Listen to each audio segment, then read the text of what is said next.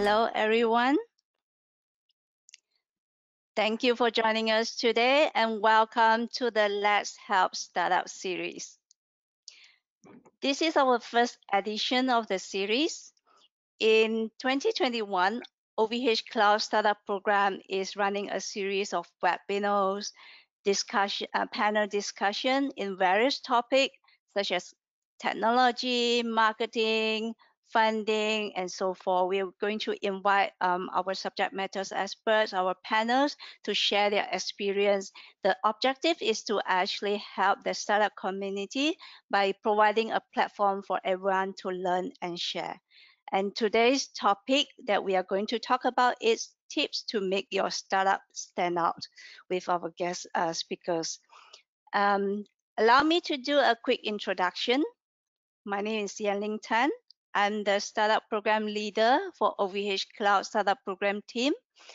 My role is to develop and manage the program in supporting the ecosystem and the startup community in the Asia Pacific region. I'm myself based in Melbourne, Australia. And for those who doesn't know who is OVHcloud is, OVHcloud is a global provider, a leading European cloud provider, operating more than 400,000 of servers within our own 31 data centers across 4 continents, including Australia and in Singapore in these regions. OVHcloud has been leveraging in the integrated model to have full control of our value chain in managing and designing our own servers, managing our own data centers, and also orchestrating our own fiber optic network. We have office in Sydney, Melbourne, Singapore, and India. We expand our business to India to support the whole Asia market as well. We have our developers support team, competency center team based in Bangalore, and we have our data center teams and sales and marketing teams, and also our senior management based in Australia, Melbourne, and Singapore office.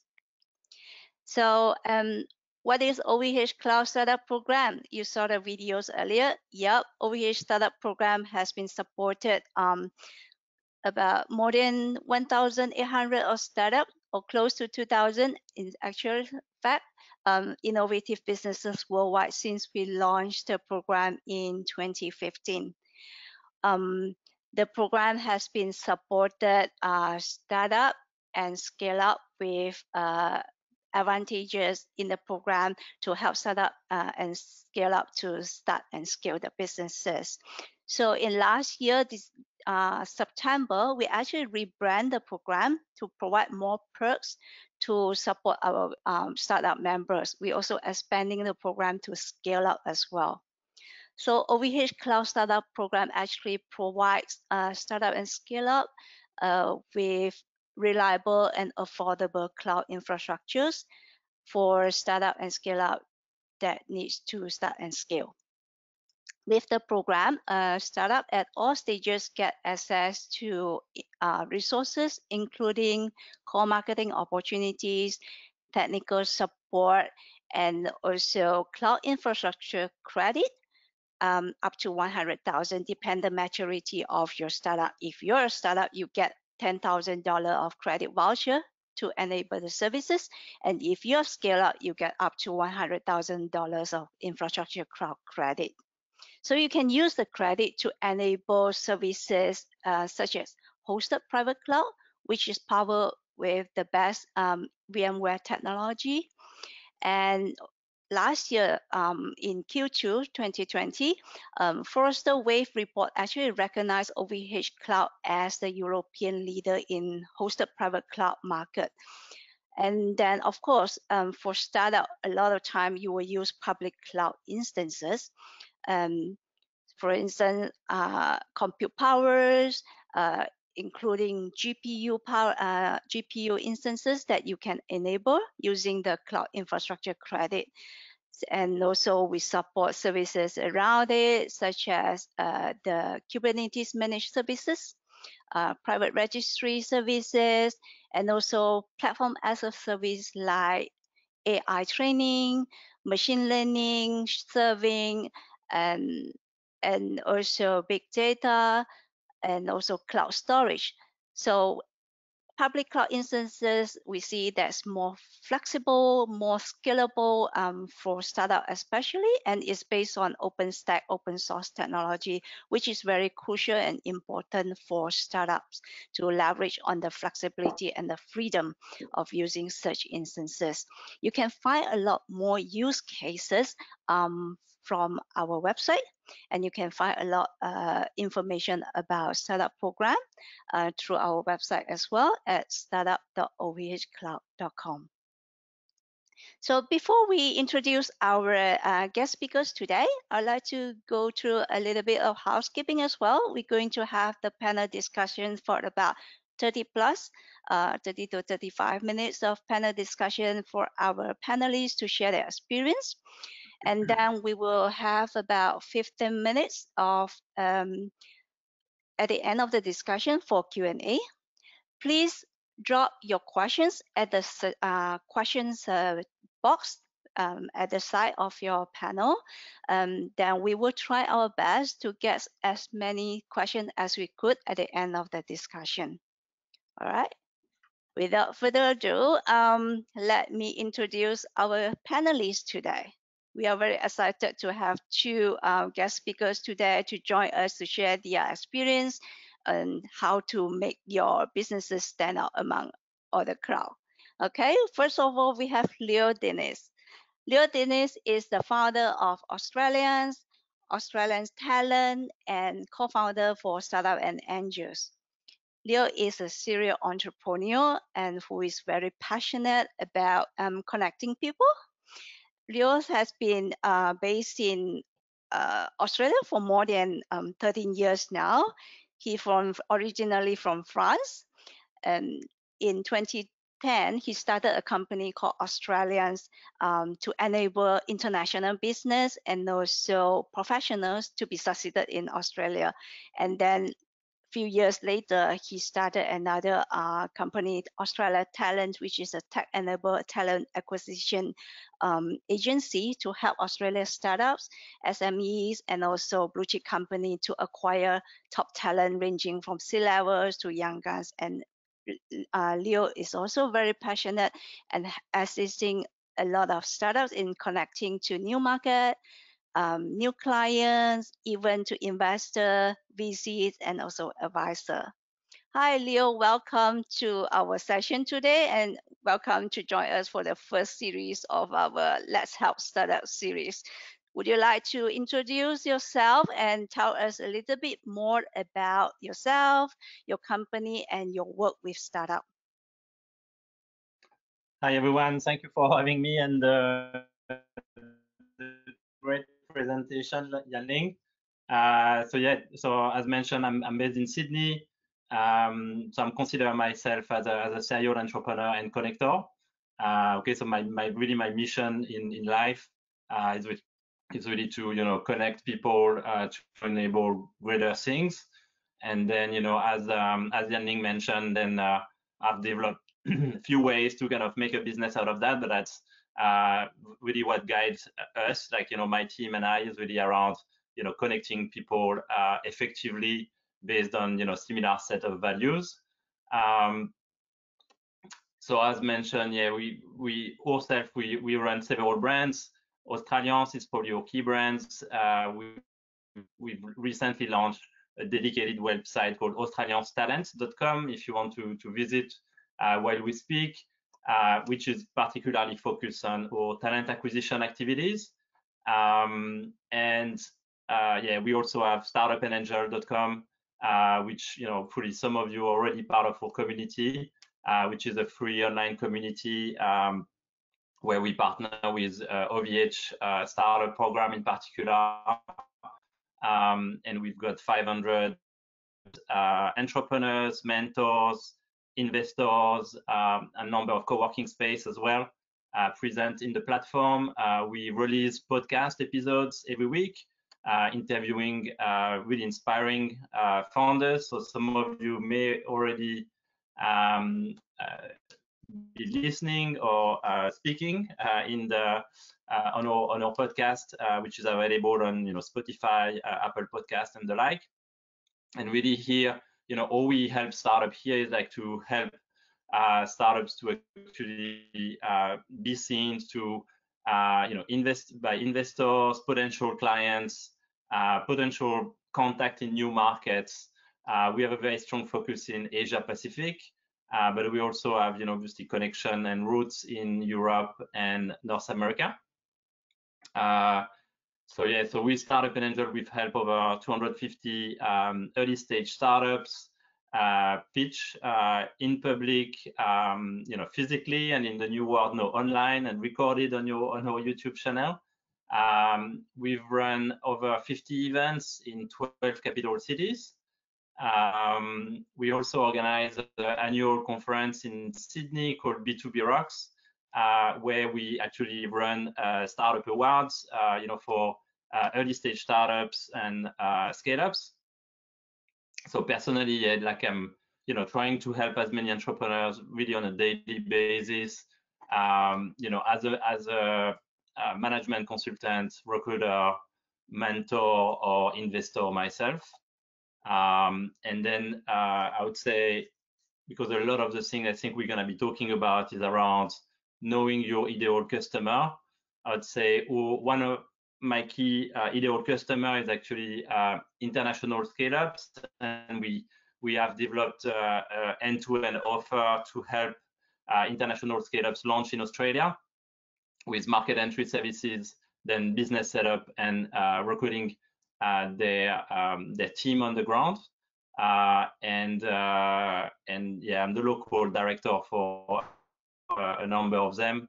So happy to explore, any question on the theme of, expansion to Australia or in Asia Pacific more generally, kind of recruitment and, kind of how to bootstrap, I would say, kind of a marketing strategy. That's for me. Thank you, Leo. Thanks for sharing your experience, your knowledge with startup and also your experience in this space. On our second panelist, we have Thibaut Briere. Thibaut is the founder for Growth Marketing Studio and the community builder from La France Tech Singapore, and which very much well known among the tech startup in the region as well. Thibaut has more than 15 years of experience in the business-to-business growth and marketing space, and Thibaut is also very passionate in helping startup and working with a lot of startup with growth and marketing. And Thibaut has helped is a trainer himself and coach multiple marketing teams to generate demands faster using conventional and non-conventional methods. So Thibaut would like to say hello to our audience today and welcome to join us. Sure, thanks so much, Ling. Yeah, very happy to be here. I hope that's going to be exciting. Yeah, just you said it all, but yeah, I'm based in Singapore. I'm French, and yeah, just like I think it's interesting to understand why we do what we do. We're going to talk about branding maybe today, and it's kind of about that, right? Why do we do what we do as businesses? And it comes down to what we like as individuals. And I think for me, so my focus is Southeast Asia. I help typically early stage to Series A, Series B startups define and execute their growth marketing strategies in the region. And there's a whole range of diversity. If you look at Cambodia, Vietnam, Thailand, or Singapore, etc., all of the Philippines, all these countries are super, super different. And what strikes me is that I've just been lucky to be born where I was born in France, with a proper education system, etc. So I never really had to worry about it, but it's not a given for many people in the region. So that's my mission, really to help bridge the gaps when it comes to marketing, especially for startups. A lot of people here in the region are much more entrepreneurial, I would say, than in Western Europe, in the US even. Probably not building the next unicorn, but still they're very entrepreneurial, but they don't have most of the marketing and startup skills. So that's really the gap that I'm trying to fix here. That's awesome. Fantastic. Thank you both for sharing your background to our audience today. That's helped them to understand better why we are here today and why we are actually bringing our panels today to talk about this topic. So let's start with our first subjects or discussions that, yeah, in order to get visible, right, branding plays a really major role for a business to be success. And then is no different for startup as well, branding, the visibilities, and also what is this branding means to you, or what do you think branding is all about? Maybe Thibaut, you want to start with it? Yeah, sure. That's yeah, you're right. I think branding is it's a super important concept, especially for startups. But there's a lot of misconceptions, and I see a lot of mistakes for early stage startups. So I think it's worth clarifying what it is and what it's not. Um, what I see a lot is brand is the logo and the colors, etc. And you have sometimes I see founders who are over concerned about their logo and how it's used and the power of the logo, all these things. My take is it doesn't matter. Like all of the companies have changed their logos and their colors over the course of their careers. So it really doesn't matter. It's important to have one and to have a consistent presence on your web and email and I don't know, ads if you run ads.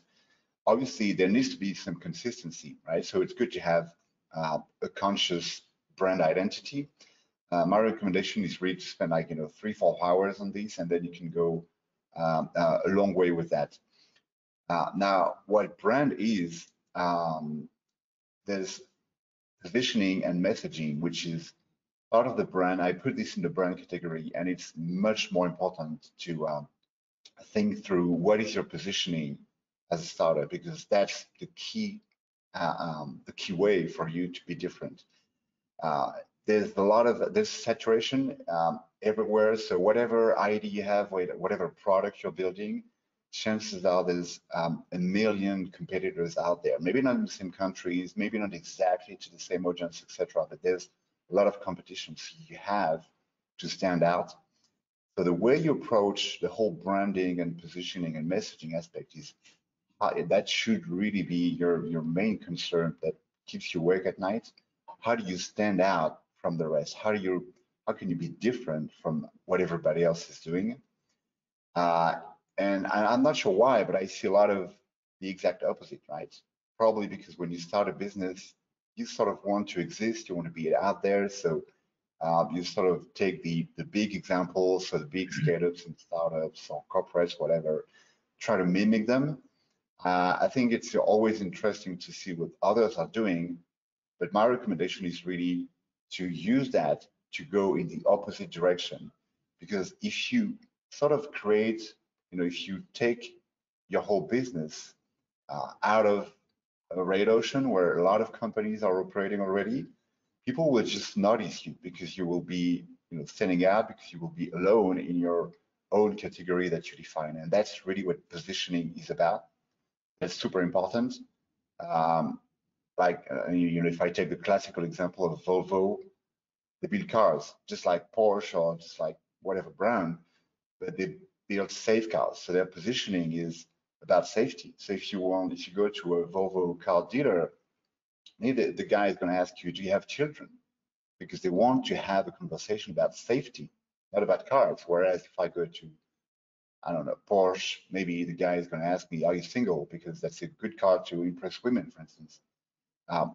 So they both make cars, but the conversations they want to have with customer is completely different, and that's positioning. So whatever software you make, whatever product you make, think about what is the kind of conversation you want to have with your prospects and customers to drive interest in you, in your company, in your product, and make it memorable. That would be really my recommendation.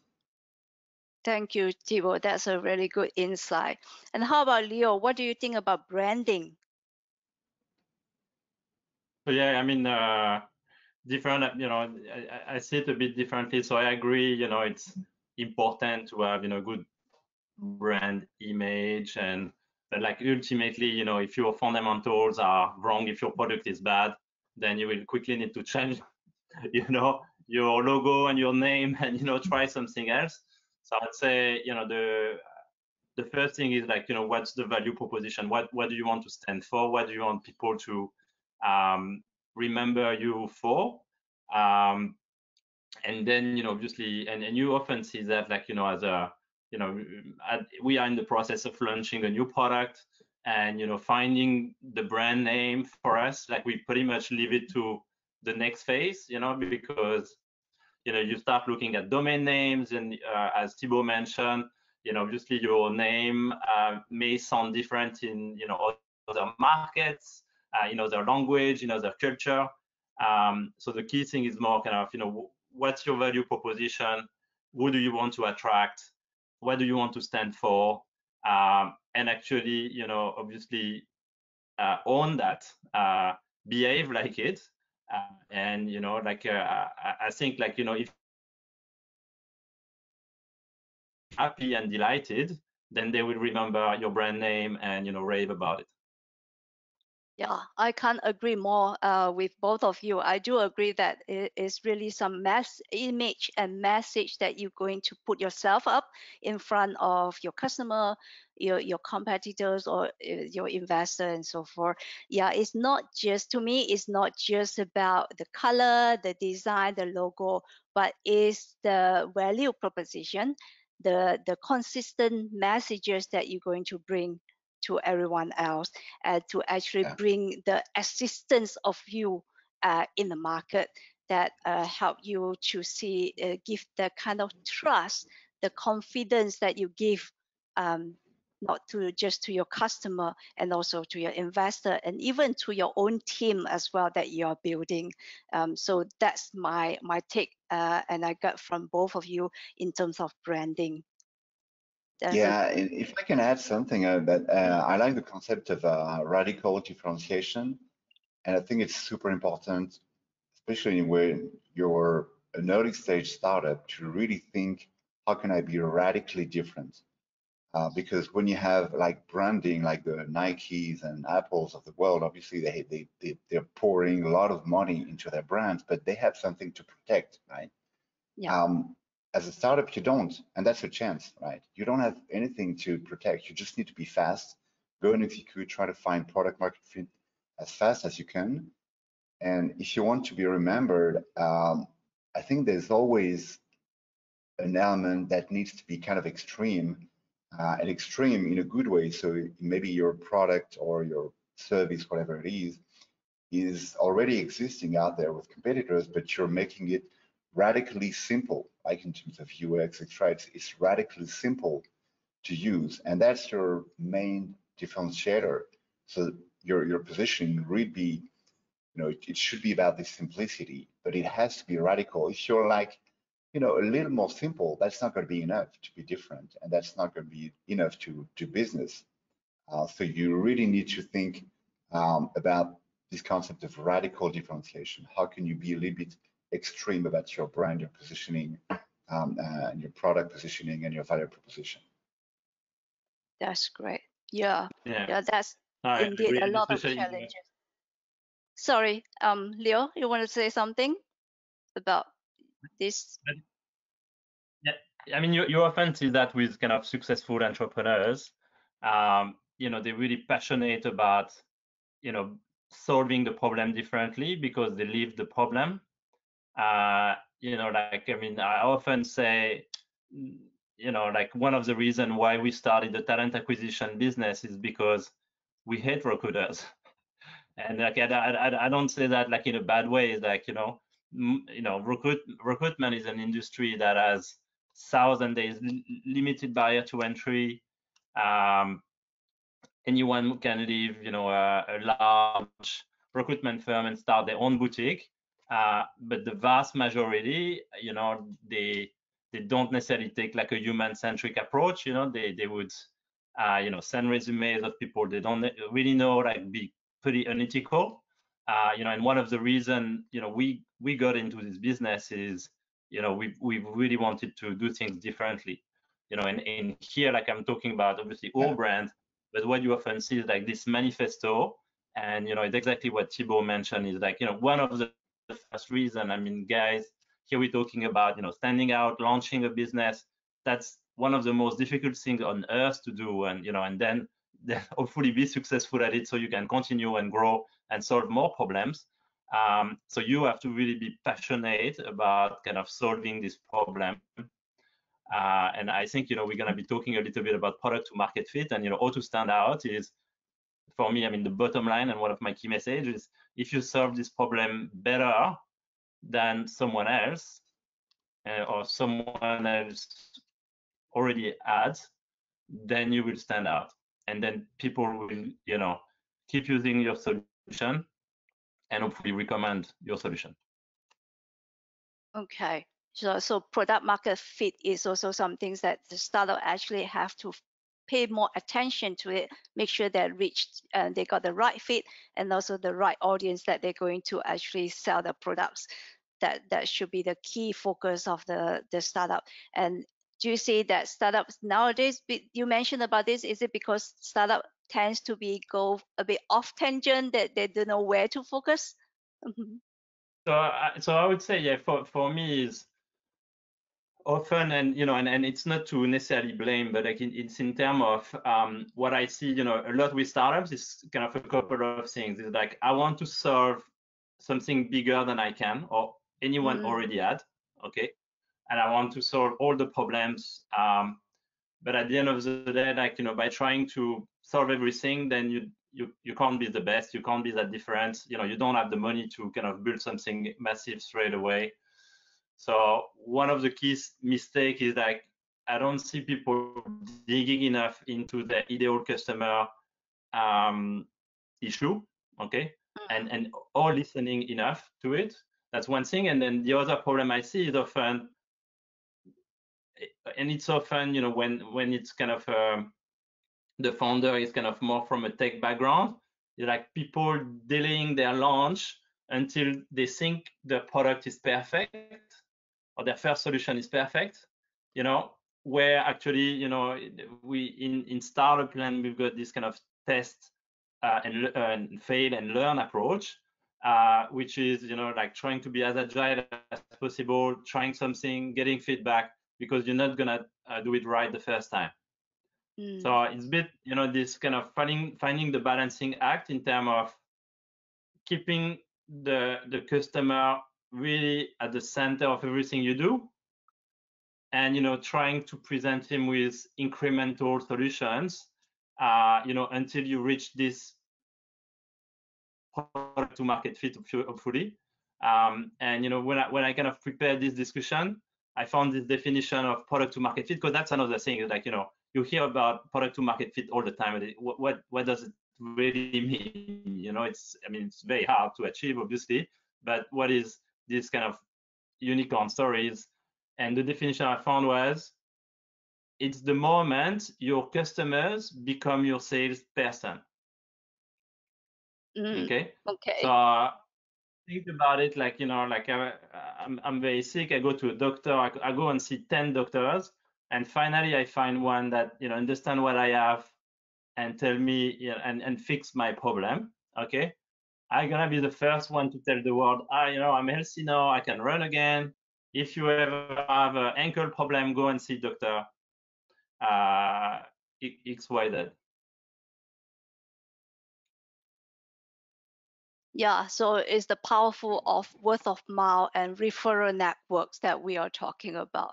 Yeah, you get to connect it to the right person and get the person to actually sell for you and share their experience, their great experience with your branding. That will be the key as well that we are talking about now today.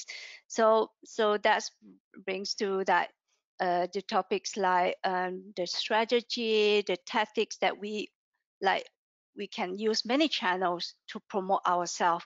word of mouth, influencer, cultivating the relationship with influencer is one of the key tactics that we can do. What other tactics that we can have or strategy we can have to make ourselves stand out among the crowd? Maybe any one of you want to take this up, or Thibaut or Leo? Yes, sure. I can start. I mean, so that's always in my area. You know, in marketing, there's always this hunt for growth hacks. That's how people call it. So, and I mean, there's again the way, and I'm not a marketeer by training. I started as a developer, so I probably have I have a special way to do marketing, I guess. But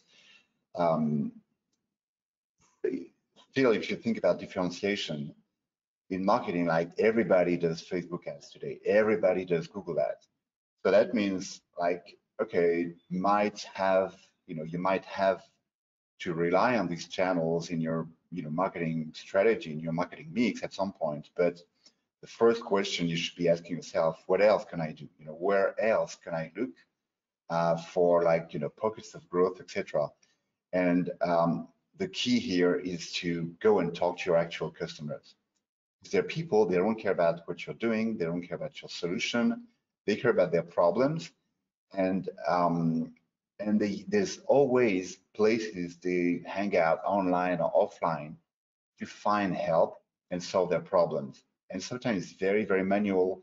There's only one way to find all these sort of unconventional tactics.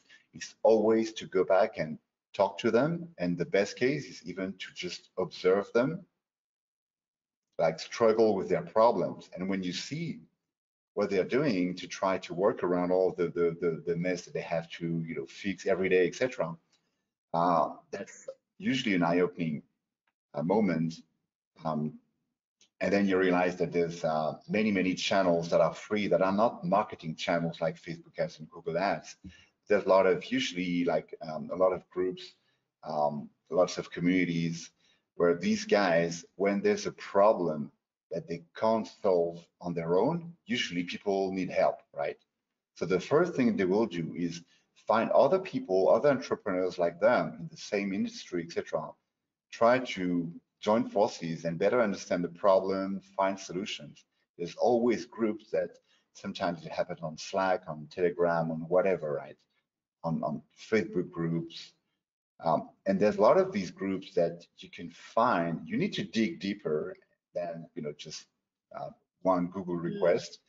But when you find these groups, it's a gold mine to first understand your customers' problems, and then obviously once you have a solution, you can just first help them.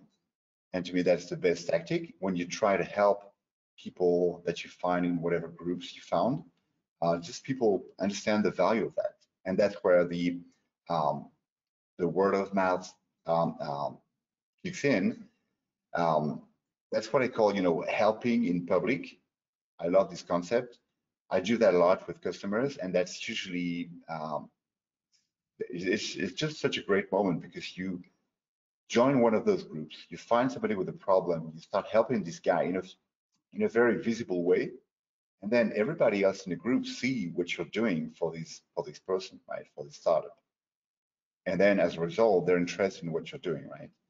So it's kind of these tactics that I think, I mean, it's not rocket science, it's not like a revolutionary secret, whatever it is, but it's just go back to human relationships and helping people. That's really where you need to start. Okay, thanks for sharing the ideas of reaching out and also join the community, whether it's through Meetup probably or through networking and all. Get together the same people from your same background or same issues that you can discuss further. That would be a great idea. Yeah.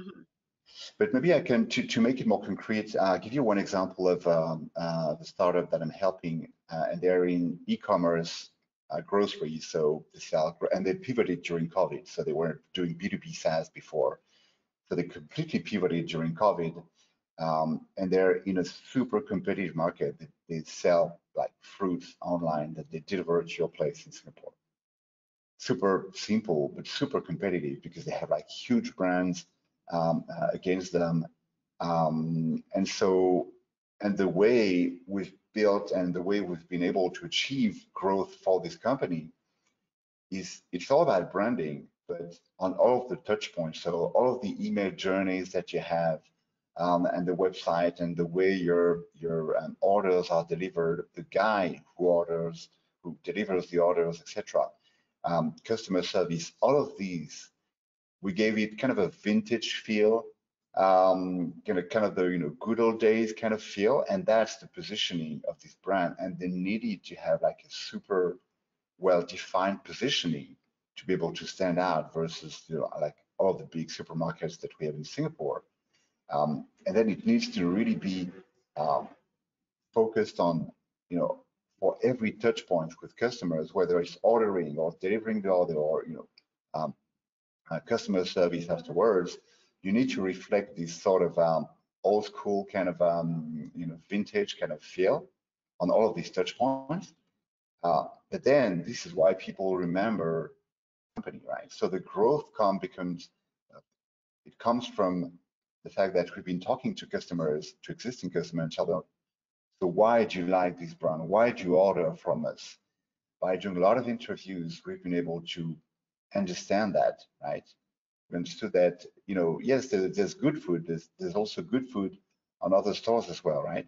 So when we dig deeper, we came to this vague idea that people like the sort of, it was already there, this vintage kind of feel, but it was not explicitly thought through and thought as a strategy to differentiate.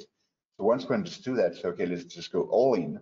So we bought like new outfit for the guys who deliver the groceries. We changed the packaging of the product.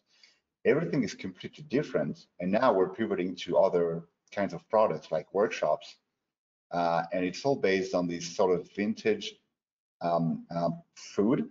And we found this, we discovered this by talking to people. So it's the idea of like bringing a different user experience and also customer journeys throughout the whole process.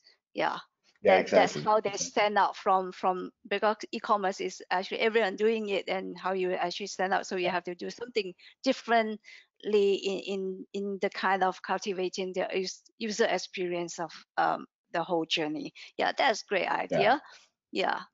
Okay. Yeah, in the interest of time, probably we go to another subject, and probably startup always actually also have to actually bring themselves to be successful is taking care of their cash flow and their funding, perhaps. So no matter how great your idea is, you need to be able to sustain and grow your business. So funding is one of the key elements. So a lot of times startup needs to actually pitch in front of the investor, VCs and all, and to attract them to put the money on top of the table. So Leo, you're also working with quite a number of VC and investor, and also with startup as well. So how the startup can actually stand out and shine in front of all these investors? What is your experience? What could do better for the startup in order to achieve that? Thanks for asking the question, Ling. Great opportunity to share. I mean, my view on this, and as you mentioned, like I've seen hundreds and hundreds of startups reaching out to us, or kind of using our platform to approach investors, kind of reaching out to investors. I would say I would echo some of the tips we had around finding your ideal clients and kind of standing out. I mean, one of the first things is what is your ideal investor? Okay, so the best thing, and a lot of you would have heard about the concept of smart money. Sometimes a great investor, will be someone that's gonna bring more than just money. Open doors. Maybe someone will actually gonna become one of your advisors, and especially at early stage, having close relationship with your investor, advisor, mentors, kind of board members whatever you want to call them, is really, really key. So the first thing I would say is kind of define who would be an ideal investor for you. I had this discussion with someone in Adelaide in kind of sustainability, and my first thing was, okay, I mean, people are not gonna invest in your business because you already make money, or we all have great ideas, but they're gonna invest because they like you, and they like the idea, and it kind of fit into their kind of vision on where what they want to do with the rest of their life. So having a good understanding of obviously the problem you solve, the type of company you want to be, will help you understand what type of investor you can attract. One of the other thing I would say is, like, don't wait to the last minute to kind of create relationship with investor, because obviously it's very rare that someone will just invest in your company within a month, unless you do crowdfunding campaign, or something that is really timed.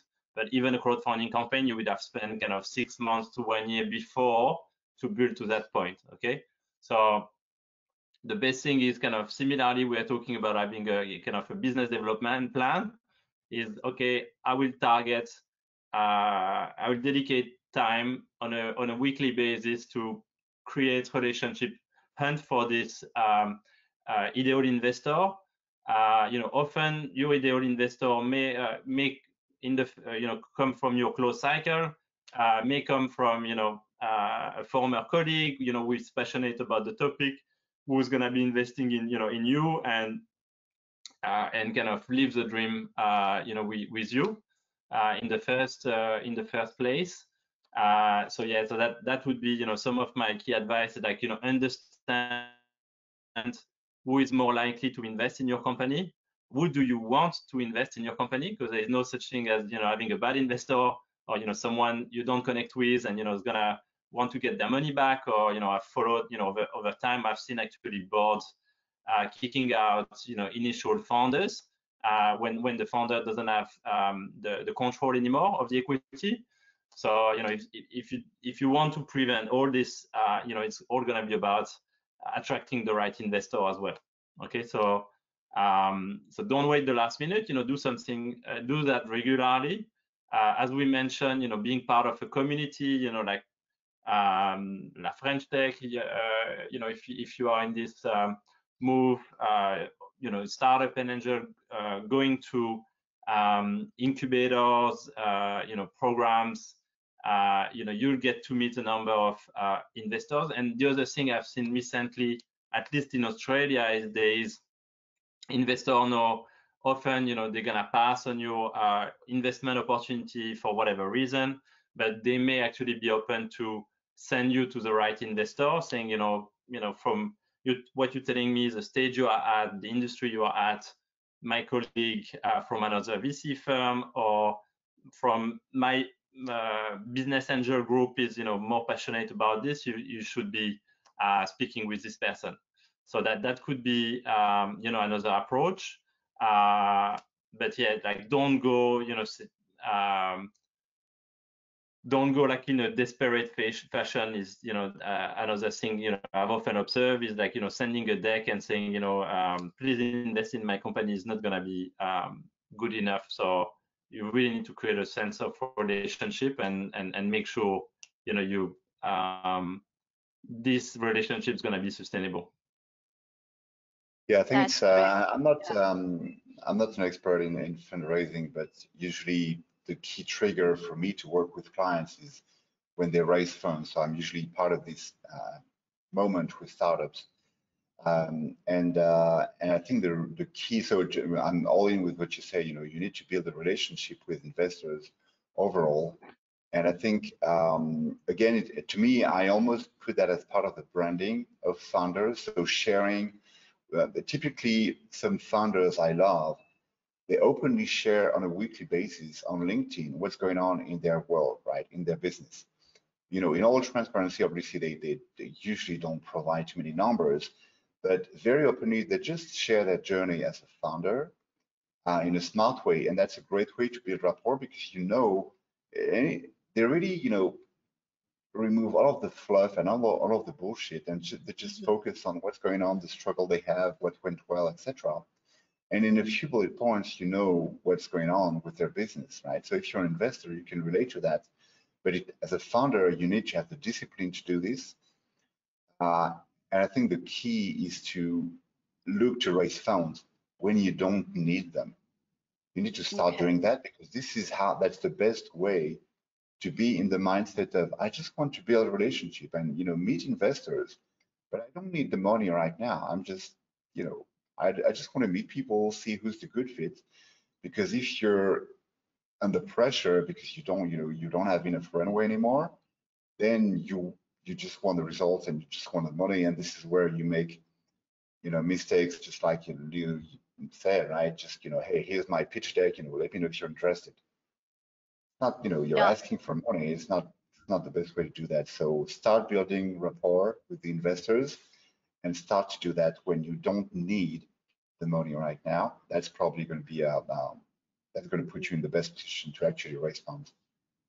Okay, that's why I hear from both of you is that to create your visibility, your existence from day one, set the right mindset that who are you going to potentially meeting, whether your customers, your investor, and whoever you're going to talk to. Prepare your pitch and get yourself visible all the time. So that is going to be either networking, either reaching out to the community, through influencer, through enabler, like both of you, and also get your branding out there to get yourself visible and stand out among others competitors that you have in the market. Yeah, that's great. But then that's also brings me to the questions that from our audience that I received from the audience is talking about creating the visibilities and all. So advertising can be very expensive, and also building the awareness, it could be expensive as well for as a startup without much budget and also resources they have.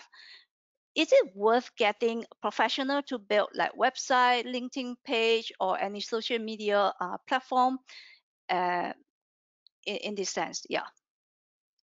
Do you have any idea? I would say no. I mean, if you, especially if you don't have resources, don't hire anybody to like run your LinkedIn page. First off, LinkedIn company pages, they don't really work. Like people want to connect with other people, even in the B2B space. So personal profiles on LinkedIn work much better than company pages. And if you start, paying somebody else to sort of run your own profile, it's not a good start, right? You must have a story to tell. If you're a founder, you must have a story to tell to the world. So just take the time to tell the story, and LinkedIn can be a great way. Something that I like, and that's I know Leo, feel free to chime in, but what I like to do is become kind of a platform for your whole industry. So if you're in the, I don't know, in the cybersecurity, we're doing this with a cybersecurity company at the moment. They're running interviews with other people in the industry. And the goal is just, connecting to other, other people, etc., and just understand, dive into cybersecurity as a whole. So it's just, you take a Zoom subscription or whatever, you use Google Meet, if you're running on Google Suite, it's part of it, so it's no additional cost. And then like every week, you hold a conversation with somebody on your topic and just have like super open discussion, maybe, with two other guys.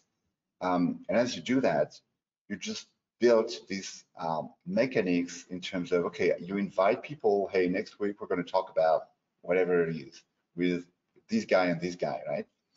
You just have the email address coming in, people subscribe to your webinar, they attend the webinar, and then from there, you just keep going, right? Consistency is key. So you need to have the patience for the results to kick in, because in marketing anyways, there's no magic. So if you don't have money, you need to have time. But if you don't have either time and money, well, nothing's going to happen. So if you don't have money, you need to have the patience and the consistency to build this. But that's a great way to sort of be identified as kind of the go-to person in the industry. And even if all you do really is just, set up these Zoom calls or Google Meet calls, send the invitations, source the speakers or the panelists, and you just, rinse and repeat every week. If you keep doing that, you will have a great audience. It's super, super visible. So everybody knows your face, they see how you speak, they see who you are. So in a way, this is branding. Plus the bonus for you is that you will be having conversations with your audience all the time. Your job becomes to spend, a couple of hours talking about this topic and hearing what everybody else's problems are, so you will better understand the problems and your audience. Yeah, and you will have built Thibaut, to echo what you said, and you will have built a very valuable network of potential customers, partners, maybe investors, or worst case scenario, you fail in your business, then you may have found your next employer or co-founder through this model. And this is very sustainable. And all this is free. So I know, same thing, like you ask us, in terms of some of the challenge for startups, the challenge is not the money. I mean, we all want more money, and if we had more money, we could do all this. But as Thibaut said, and we experience it every day. Like, we are a company that has been founded with a zero marketing budget, or when we've done it was very, in very specific or in very niche product or solutions we wanted to test or to boost. But if you do things in a hurry or when you're desperate, then you probably be wasting the money anyway, because it's not going to be part of the grand plan. Okay. But yeah, I really like your advice, Thibaut. Thanks you so much for both of you for your advice and also tips for our startups and audience today. I think we come to the end of the sessions and the discussion. The time goes so quickly. This is a great topic, and we can spend hours in discussing these topics for our audience and for ourselves as well. Yeah, I like this topic so much. Thank you so much, Leo and Thibaut, for joining us. Audience, if you have any more questions, do send us an email and we'll reach out to you. We'll try to get our panel to answer your questions via email if possible after these sessions. We are actually overrun in terms of our time. Thank you all for joining us, and we will see you next time. Yeah, coming up, we will have, this is a series of helping startups. So coming up, we have another session in March. To talk about technology this round. So do sign up. We will send out the invite later after these sessions. Do sign up and we will see you soon. The topic that we're going to talk about is about let me share my screen quickly.